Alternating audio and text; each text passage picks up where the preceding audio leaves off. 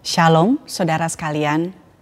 Saudara, seorang bapak gereja kita yang bernama Agustinus pernah berkata bahwa kita ini, saudara, diciptakan pertama-tama dan terutama adalah untuk mengasihi Allah. Itulah mengapa, saudara, hati kita memiliki sebuah kekosongan yang hanya dapat diisi oleh Allah. Ketika hati kita berusaha untuk memuaskan hati yang kosong itu dengan objek-objek yang fana yang ada di dalam dunia ini, saudara, maka semuanya itu tidak akan memberi kepuasan. Nah, tentu saja keinginan untuk memiliki hal-hal yang fana yang ada di dalam dunia ini tidak selalu salah. Bahkan sebagian daripada objek-objek daripada keinginan hati kita itu seringkali netral atau pada dirinya sendiri bukanlah hal yang jahat. Nah, hal ini sudah kita renungkan di dalam renungan kita sebelumnya, saudara. Keinginan untuk memiliki hal-hal yang baik itulah yang menjadikan kita sebagai manusia. Nah, tetapi pengejaran terhadap semua objek itu menjadi berbahaya dan hal itu menjadi berhala bagi kita ketika kita dikuasai olehnya. Dan ketika semuanya itu menjadi begitu penting melebihi Allah di dalam hati kita.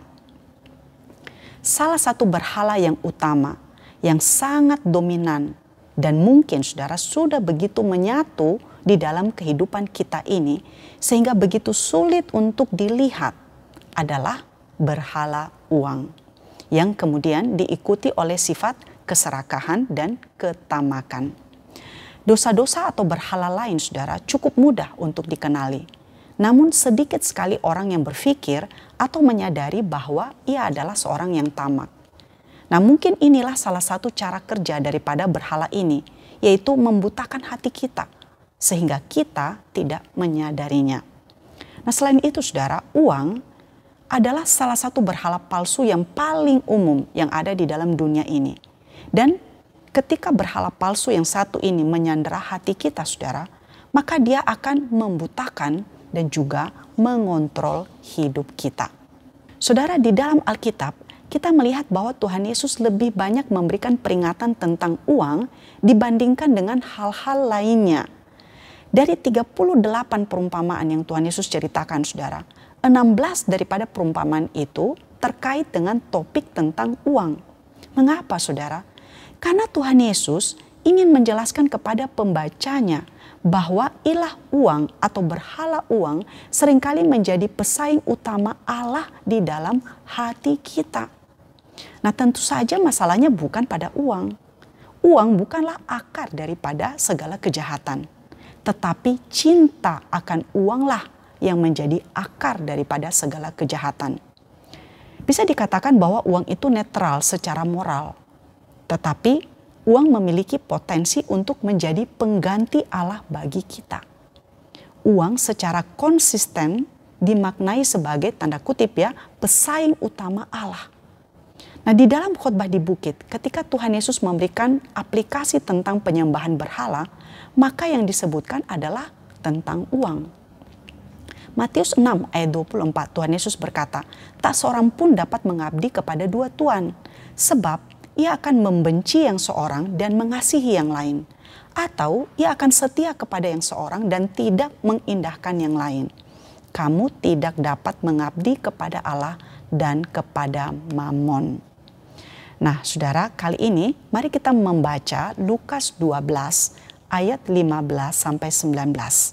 Sebuah kisah yang memberikan gambaran kepada kita tentang seorang yang menyembah Allah uang. Katanya lagi kepada mereka, "Berjaga-jagalah dan waspadalah terhadap segala ketamakan.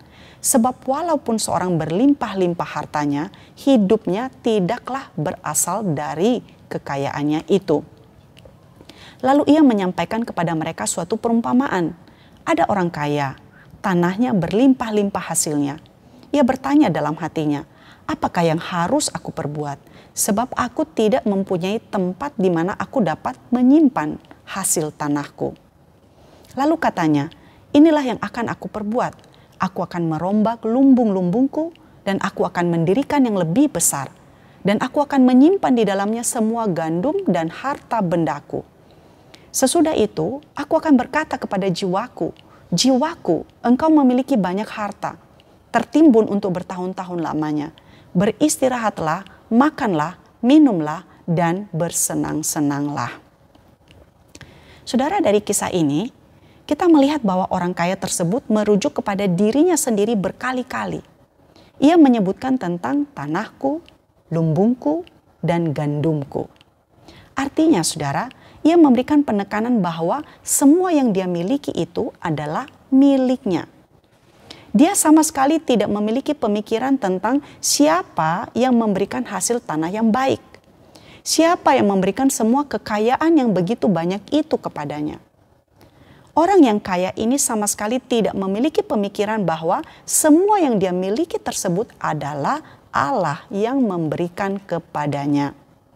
Nah, Tuhan Yesus berkata, berjaga-jagalah dan waspadalah terhadap segala ketamakan. Mengapa Tuhan Yesus memberikan peringatan seperti ini, saudara? Nah, di antara banyak peringatan tentang dosa, Tuhan Yesus memberi peringatan untuk berjaga-jaga dan waspada terhadap segala ketamakan. Kira-kira mengapa, saudara? Nah, saudara, Tim Keller mengatakan, meskipun sudah jelas bahwa dunia ini penuh dengan keserakahan dan materialisme, hampir tidak ada seorang pun yang menganggap dirinya serakah.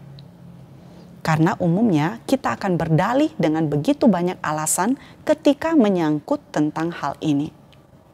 Nah, saudara, karena keinginan kita untuk memiliki banyak uang, yang adalah suatu keserakahan atau ketamakan, itu adalah sifat yang begitu tersembunyi.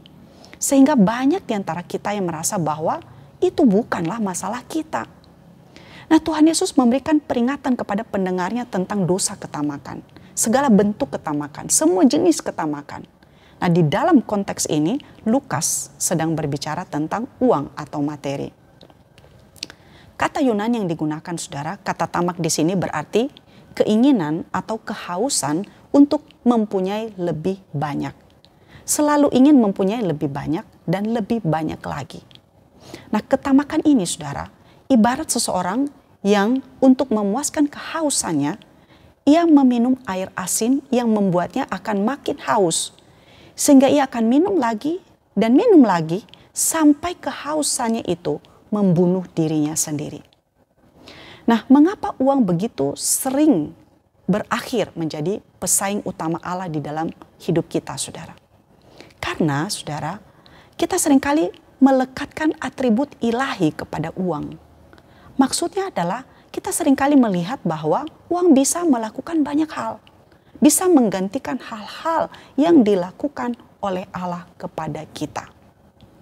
Nah, dari kisah orang kaya tadi kita melihat, ya saudara. Pertama, uang adalah sumber rasa aman baginya. Ia mengatakan kepada dirinya sendiri bahwa dia memiliki begitu banyak harta untuk dinikmati selama bertahun-tahun. Ia melihat bahwa ia sudah memiliki jaminan rasa aman. Karena uang yang begitu banyak yang ia miliki itu telah cukup untuk menjadi tempatnya bergantung. Nah, disinilah kita melihat bahwa uang telah menjadi ilah baginya. Ia sudah tidak lagi membutuhkan Allah sebagai tempat bergantung, apalagi menjadi pemberi rasa aman. Uang yang ia miliki sudah bisa menjadi tempat bergantung. Sekarang hidupnya sudah aman. Kedua, saudara, orang dalam kisah ini melihat uang adalah sumber kepuasan. Ia berpikir bahwa jika ia mengumpulkan sedikit lagi, maka ia akan bisa makan, minum, bersenang-senang, dan berbahagia. Dia berpikir bahwa uang yang banyak yang ia miliki itulah yang akan memberikan kepuasan kepadanya. Nah, walaupun kemudian kita perlu bertanya, ya saudara, apakah jikalau keinginan tersebut tercapai, kemudian dia bisa menjadi puas? Tentu saja tidak, ya saudara. Ketiga, orang di dalam kisah ini melihat uang sebagai sumber nilai dirinya. Ia menempatkan identitasnya di dalam uang yang begitu banyak yang ia miliki itu. Ia memandang dirinya adalah orang yang layak karena ia memiliki banyak uang. Nah, berhala uang mengajarkan kita bahwa nilai diri kita terletak kepada seberapa besar materi yang kita miliki. Semakin banyak uang yang dimiliki, semakin penting nilai dirinya. Nah, apakah saudara pernah merasakan atau memiliki pandangan seperti ini? Pernahkah saudara menilai seseorang berdasarkan banyaknya uang yang dia miliki? Nah, orang yang diceritakan di dalam Lukas 12 ini menaruh imannya atas uang dan harta bendanya. Ia memiliki rencana bahwa ia akan pensiun dengan makan, minum, dan bersenang-senang.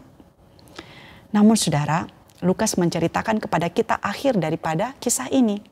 Tetapi Allah berfirman kepadanya, "Hai engkau orang bodoh, pada malam ini juga jiwamu akan diambil darimu. Dan apa yang telah kau sediakan, untuk siapakah itu nanti?" Lukas mencatat bahwa orang kaya itu kemudian mati. Dan tentu saja tidak bisa membawa harta yang begitu banyak itu bersamanya. Satu-satunya mungkin yang bisa dia nikmati saudara adalah upacara pemakaman dan peti yang lebih baik. Nah, Pengkhotbah 5 ayat 9 mengatakan, siapa mencintai uang tidak akan puas dengan uang. Dan siapa mencintai kelimpahan tidak akan puas dengan penghasilannya. Ini pun sia-sia. Selama ini saudara, seberapa besar kegelisahan saudara dipengaruhi atau diakibatkan oleh kondisi keuangan saudara? Mungkin saudara saat ini sedang misalnya mengalami kesulitan finansial.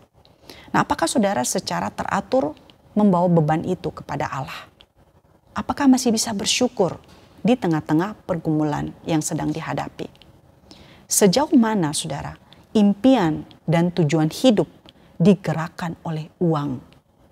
Nah, mari kita jujur kepada diri. Mengapa kita ingin memiliki sejumlah uang yang besar? Apakah untuk mendapatkan sebuah identitas? Apakah saudara sedang mengejar rasa aman dan status yang bisa diberikan oleh uang? Atau adakah tujuan-tujuan lain, misalnya kerinduan dan kesempatan untuk memberi dan menolong orang lain? Saudara, ada seseorang yang mengatakan, uang adalah hamba yang baik, tetapi dia adalah tuan yang buruk. Kiranya Tuhan menolong setiap kita melewati pergumulan tentang uang ini, dan kita boleh melihat identitas kita yang sesungguhnya, yang adalah di dalam Kristus semata. Amin.